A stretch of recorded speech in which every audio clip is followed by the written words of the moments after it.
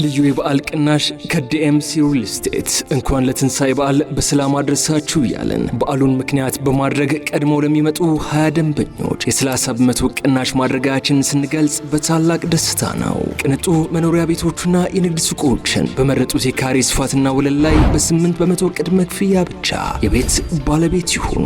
ባለ 1 መኝታ በ431 ሺህ ብር፣ ባለ 2 መኝታ በ600 ሺህ ብር፣ ባለ 3 እና 4 መኝታ በ800 ሺህ ብር ቅድመ ክፍያ ብቻ።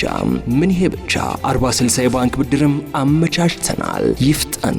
በቀሩት 7 ቀናት ውስጥ ለሚገዙ ደንበኞች ብቻ በቅናሽ የምናስተናግድ በመሆኑ እድሉን ይጠቀሙ። አድራሻ ለቡ መብራት ኃይል፣ ስልክ 0954 14 9278 ወይም በ0923 80 15 18 ይደውሉ።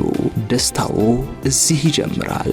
ዲኤምሲ ሪል ስቴት። ሰላም ጤና ይስጥልን። የተወደዳችሁና የተከበራችሁ የገበያ ሚዲያ ተከታታዮቻችን እንደምን አላችሁ? ይህ በሮሃ ፎሬክስ ቢሮ ስፖንሰርነት ወደ እናንተ የሚደርሰው ዕለታዊ የምዕራፍ 1 የቢዝነስ ዜናችን ነው። በቢዝነስ ዜና ወጃችን ላይ የሮሃ ፎሬክስ ቢሮን የዕለቱን ምንዛሬ ዋጋ አካተን እንድትከታተሉን እየጋበዝን ለዕለቱ ወደ ያዝንላችሁ ዜናችን እናልፋለን። በቅድሚያም አርዕስቶችን እናስቀድም።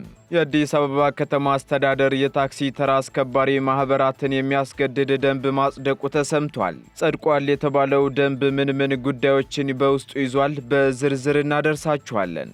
የአሜሪካ ዶላርን የሚተካ የክፍያ ስርዓት ሊጀመር መሆኑ ተነግሯል። መረጃውን የምናጋራችሁ ይሆናል። የአዲስ አበባ ገቢዎች ቢሮ ደረሰኝን በተመለከተ እስከ 100 ሺህ ብር የሚያስቀጣ አዋጅ ማውጣቱ ተሰምቷል። ለመሆኑ የወጣው የቅጣት አዋጁ ምንድነው? የምናጋራችሁ መረጃ ነው። በበርካታ የቡና ላኪዎች ላይ እርምጃና እገዳ እንደተጣለባቸው መረጃ ደርሶናል። የእርምጃውን ምክንያትና ሌሎች የመረጥንላችሁን ኢኮኖሚያዊ መረጃዎቻችንን ይዘንላችሁ ቀርበናል። ከመረጃዎቹ ጋር እኔ መላኩ ደምሰው አብሬያችሁ የምቆይ ሲሆን ሌሎች የተመራረጡ ኢኮኖሚያዊ መረጃዎቻችንን ለማግኘት ታዲያ የገበያ ሚዲያን እንድትወዳጁ እየጋበዝን በዝርዝር ወደምንመለከታቸው መረጃዎቻችን እናልፋለን።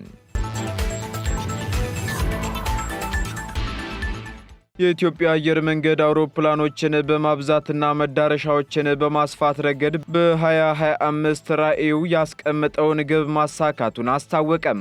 የአፍሪካ አየር መንገዶች ማህበር የ2024 ሪፖርት እንደሚያመለክተው የግብፁ ካይሮ ዓለም አቀፍ አየር መንገድ በአንደኛ ሩብ ዓመት 6 ሚሊዮን መንገደኞችን በማስተናገድ ከአፍሪካ ቀዳሚው መሆኑን ያመለክታል። በሪፖርቱ መሰረትም በደቡብ አፍሪካ ጆሃንስበርግ የሚገኘው ኦኤር ታምቦ ዓለም አቀፍ አየር ማረፊያና ቦሌ ዓለም አቀፍ አየር ማረፊያ በዚሁ ቅደም ተከተል ሁለተኛና ሶስተኛ ደረጃ ላይ ያስቀምጣቸዋል። የኢትዮጵያ አየር መንገድ ከተያዘው 2025 የፈረንጆቹ ዓመት ጀምሮ ዓመታዊ ገቢው 10 ቢሊዮን ዶላር እንደሚደርስ እንደ አውሮፓውያኑ አቆጣጠር በ2010 ግብ ማስቀመጡ ይታወሳል።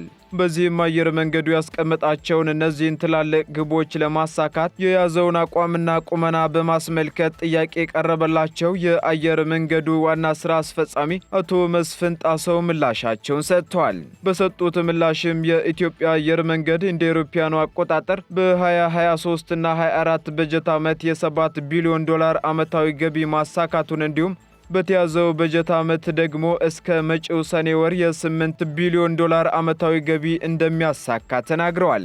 አውሮፕላኖችን በማብዛትና መዳረሻቸውን በማስፋት ረገድም በፈረንጆቹ 2025 ራዕዩ ያስቀመጠውን ግብ ማሳካቱን ዋና ስራ አስፈጻሚው ገልጸዋል። የኢትዮጵያ አየር መንገድ በቢሾፍቱ አቅራቢያ አቡሴራ አካባቢ የሚገነባ ግዙፍ አውሮፕላን ማረፊያ በ3500 ሄክታር መሬት ላይ የሚያርፍ ፕሮጀክት ለመስራት ከአፍሪካ ልማት ባንክ ጋር ለአዲሱ የአየር መንገድ ግንባታ የሚውል የ7.8 ቢሊዮን ዶላር ስምምነት መፈራረማቸው አይዘነጋም። ብሔራዊ ባንክ በሚያወጣቸው የውጭ ምንዛሬ ጨረታዎች ላይ ቅሬታዎች እየተነሱበት ነው ተባለም። የሀገር ውስጥ ባንኮች በኢትዮጵያ ብሔራዊ ባንክ በሚካሄዱት የውጭ ምንዛሬ ጨረታዎች ሂደትና ውጤታቸው ላይ በቂ ግልጸኝነት አለመኖሩን በመተቸት ቅሬታቸውን ማሰማታቸውን ተከትሎ የዘርፉ ባለሙያዎች ግልጸኝነት እንዲኖር እየጠየቁ ነው ተብሏል።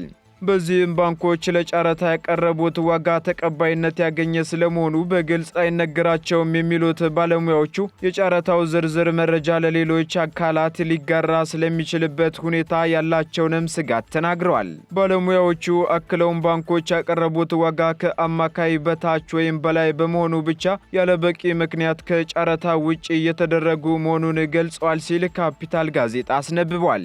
ማዕከላዊ ባንኩ የጨረታውን ውጤት ሳያሳውቅ ያሸነፉና የተሸነፉ ባንኮችን ዝርዝር እንዲሁም የተሳተፉ ባንኮችን ጠቅላላ ቁጥር በግልጽ ባለማስቀመጡም ተችተዋል። በዚህም ምክንያት የባንኩ ወይም የዘርፉ ባለሙያዎች ማዕከላዊ ባንክ የጨረታ ሂደቱን የበለጠ ግልጽ እንዲያደርግና ሁሉንም ውጤቶች በዝርዝር እንዲያሳውቅ ጥሪ እያቀረቡ ይገኛሉ ተብሏል። በመጨረሻም የባንኮቹ የጨረታ ስርዓቱ ፍትሐዊና አስተማማኝ እንዲሆን ግልጸኝነትን ማረጋገጥ ወሳኝ መሆኑን አጽንኦት ሰጥተዋል ነው የተባለው። የብሪክስ አባል ሀገራት ዶላርን የሚተካ የክፍያ ስርዓት ለመጀመር በዝግጅት ላይ ስለመሆናቸው ተነገረም። የብሪክስ አባል ሀገራት በዓለም አቀፍ ንግድ ላይ የአሜሪካን ዶላር የበላይነትን ለመገዳደር አዲስ የክፍያ ስርዓት ለመጀመር በዝግጅት ላይ መሆናቸውን በቅርቡ ይፋ ማድረጋቸው ተሰምቷል። ይህ አዲስ የክፍያ ዘዴ ከባህላዊ ስርዓት ፈጽሞ የተለየና በዓለም አቀፍ የፋይናንስ ገበያዎች ላይ ከፍተኛ ለውጥ ሊያመጣ የሚችል ነው ሲሉ የሩሲያው የውጭ ጉዳይ ሚኒስተር ሰርጌይ ላቭሮቭ ተናግረዋል።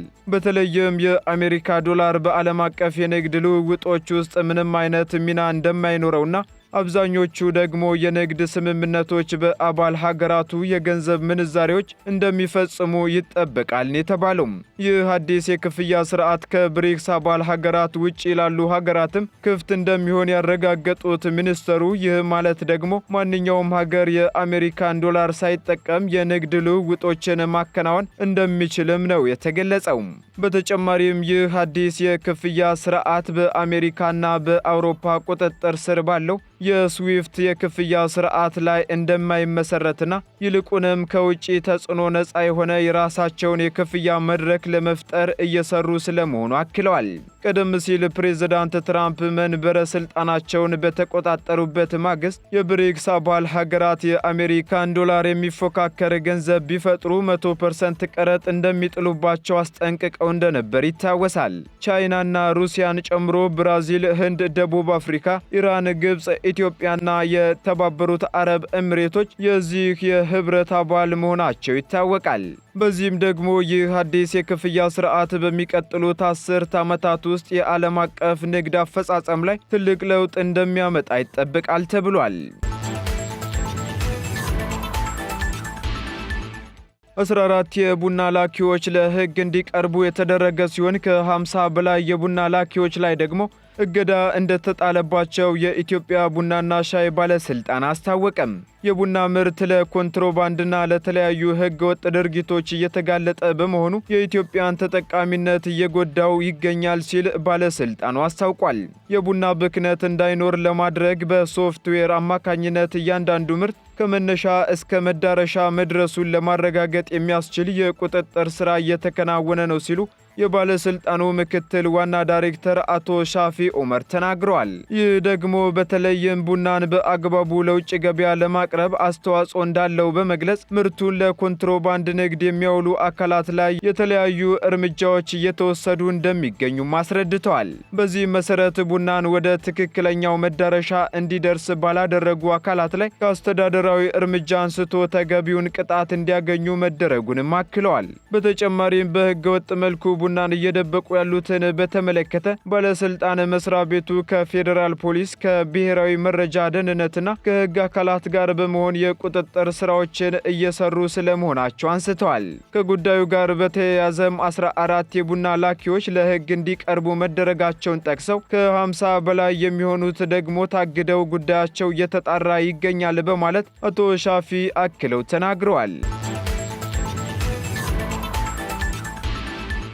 የአዲስ አበባ ገቢዎች ቢሮ ያለደረሰኝ ግብይት ሲፈጽሙ በተገኙ ግለሰቦችም ሆነ ተቋማት ላይ እስከ 100,000 ብር ቅጣት እንደሚጣልባቸው አስታወቀም። ግብይታቸውን በደረሰኝ መፈጸም የሚጠበቅባቸው የንግድ ተቋማት ያለደረሰኝ ሽያጭ ከመፈጸም እንዲቆጠቡ ሲል ቢሮው ማሳሰቢያውን ሰጥቷል። የደረሰኝ ግብይት ሸማችና ሻጭ መካከል መተማመንን የሚፈጥር ነው ያለው ቢሮ በከተማዋ ፍትሃዊ የሆነ የግብር ስርዓትን የሚያሰፍን በመሆኑ የንግዱ ማህበረሰብ ይህን ተገንዝቦ ህጋዊ አሰራር መከተል እንዳለበትም አሳስቧል።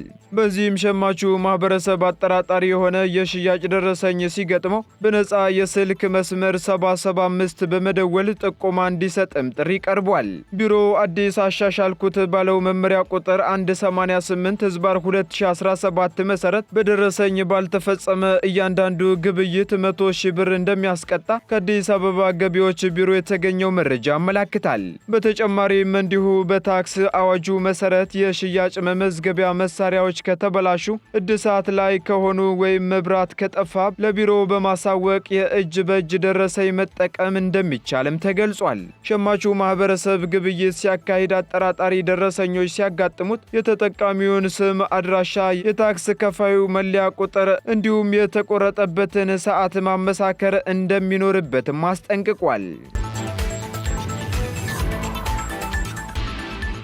ቀጥለናል። ውድ ተከታታዮቻችን የአዲስ አበባ ከተማ አስተዳደር የታክሲ ተራ አስከባሪ ማህበራት ከገቢያቸው 20 በመቶውን ለመንግስት እንዲሰጡ የሚያስገድድ ደንብ ማጽደቁ ተሰማም። ደንቡ ማህበራቱ ዝግና መደበኛ የባንክ አካውንት እንዲከፍቱና ከ2 ዓመት በኋላ ደግሞ ወደ ሌላ የስራ ዘርፍ እንዲሸጋገሩ ግዴታ የሚጥል እንደሆነም ተነግሯል። ይህ የተርሚናል አገልግሎት አሰራርና ቁጥጥር የተሰኘው ደንብም ኢንተርፕራይዝ በማለት የሰየማቸው ማህበራት የሚደራጁት በከተማዋ የሥራና ክህሎት ቢሮ መስፈርት መሆኑ ተመላክቷል።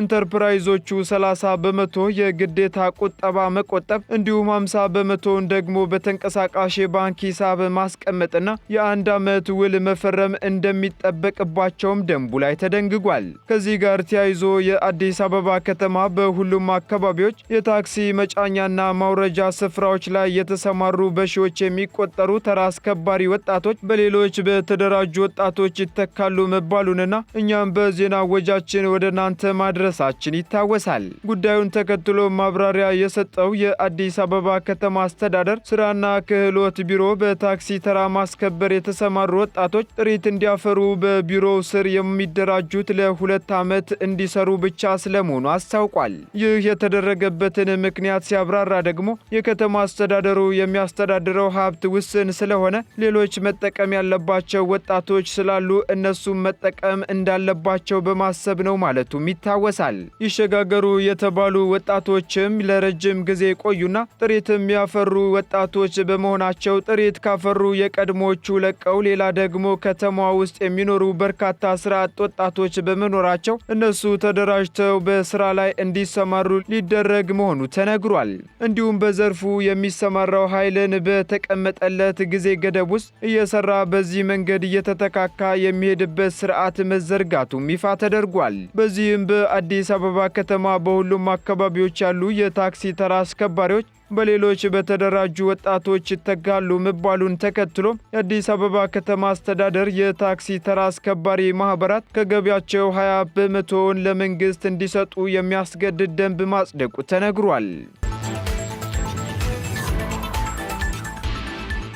የተከበራችሁና የተወደዳችሁ የገበያ ሚዲያ ቤተሰቦቻችን በመጨረሻም ደግሞ የሮሃ ፎሬክስ ቢሮን የዕለቱ የውጭ ምንዛሬ ተመን ወደ እናንተ እናደርሳለን። አንድ የአሜሪካ ዶላር 150 ብር እየተገዛ 153 ብር እየተሸጠ ይገኛል። እንዲሁም 1 ፓውንድ ስተርሊንግ ደግሞ 185 ብር መግዣው ሲሆን መሸጫው ደግሞ 188 ብር ከ70 ሳንቲም ሆኗል። እንዲሁ ዩሮ ደግሞ 165 ብር እየተገዛ 168 ብር ከ30 ሳንቲም እየተሸጠ ይገኛል። ስዊስ ፍራንክ 167 ብር መግዣው ሲሆን መሸጫው ደግሞ 170 ብር ከ34 ሳንቲም ሆኗል። እንዲሁም የተባበሩት አረብ ኤምሬት ድራም ደግሞ 40 ብር እየተገዛ 40 ብር ከ80 ሳንቲም እየተሸጠ ይገኛል። የሳውዲ ሪያል 39 ብር እየተገዛ 39 ብር ከ78 ሳንቲም በመሸጥ ላይ ይገኛል። እንዲሁም የቻይናው ዩዋን ደግሞ 20 ብር እየተገዛ 20 ብር ከ40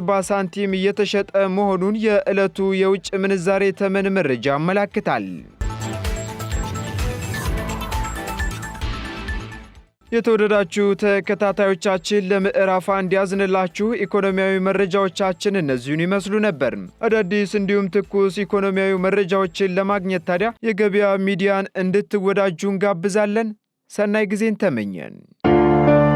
ልዩ የበዓል ቅናሽ ከዲኤምሲ ሪል ስቴት እንኳን ለትንሳኤ በዓል በሰላም አድረሳችሁ እያለን በዓሉን ምክንያት በማድረግ ቀድመው ለሚመጡ 20 ደንበኞች የ30 በመቶ ቅናሽ ማድረጋችንን ስንገልጽ በታላቅ ደስታ ነው። ቅንጡ መኖሪያ ቤቶችና የንግድ ሱቆችን በመረጡት የካሬ ስፋትና ወለል ላይ በ8 በመቶ ቅድመ ክፍያ ብቻ የቤት ባለቤት ይሁኑ። ባለ 1 መኝታ በ431 ሺህ ብር፣ ባለ 2 መኝታ በ600 ሺህ ብር፣ ባለ 3 እና 4 መኝታ በ800 ሺህ ብር ቅድመ ክፍያ ብቻ። ምን ይሄ ብቻ 40/60 የባንክ ብድርም አመቻችተናል። ይፍጠኑ።